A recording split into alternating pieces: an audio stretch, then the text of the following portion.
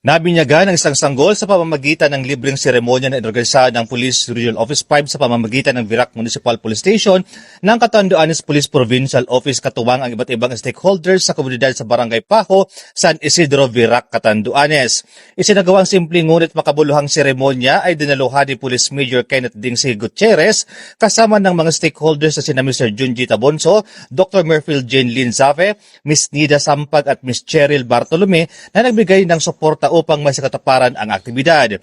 Nagpahayag ng taus-pusong pasasalamat ang pamilya ng sanggol sa Virac MPS at sa mga katuwang sa programa. Ayon sa kanila, ang ganitong inisyatibo ay malaking tulong sa kanilang pamilya at nagpapakita ng malasakit at aktibong pakikiisa ng kapulisan sa komunidad. Sa ilalim ng pamumuno ni Police Brigadier General Erosito N. Miranda, Regional Director, patuloy ang Pro5 sa paghatid ng serbisyong may malasakit sa publiko, hindi lamang sa pagpapanatili ng kapayapaan at kaayusan ng sa rehiyon, kundi maging sa aktibong pakikibahagi sa mga programang sumusuporta sa kapakanan at pag-unlad ng bawat mamamayang Bicolano.